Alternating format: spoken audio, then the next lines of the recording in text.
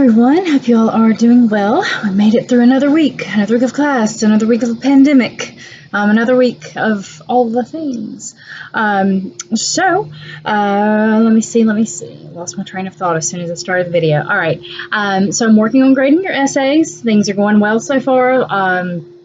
Really interesting discussions, really interesting parallels between the characters you've picked and what's going on technologically. So really excited about that. I've been enjoying your discussion posts. I'm working on those as well, kind of toggling back and forth between those and the essays.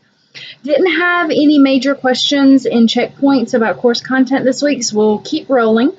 So for week 4, wrap up finishing the second machine age text. As you are reading the end of that, think about what you believe is needed for us moving forward with technology in all of these arenas, thinking about education, thinking about the workforce.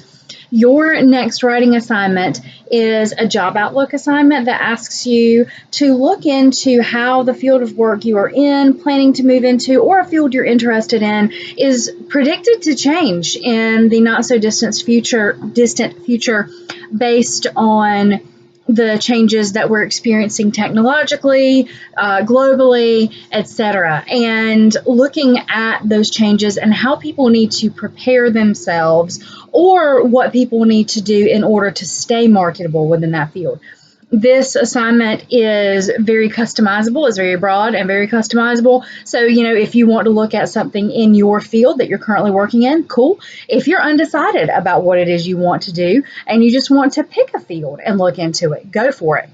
I encourage you to do research on this, both, looking online, looking through the library's databases, and interviewing someone in the field if you have the option. I understand this time of social distancing and uprooted schedules that may not be something easy to do, so I'm not requiring it, but I do strongly recommend it. In a typical 16-week, not pandemic course, I would have you do the interview, but I understand that we are in a time crunch and that people have varying degrees of ability to set up interviews and things of that nature. So those are really the things for this week. I don't have much on the docket. Reading is going to pick back up next week. So if you have the opportunity to work ahead, go for it. We are going to begin The Immortal Life of Henrietta Lacks next week.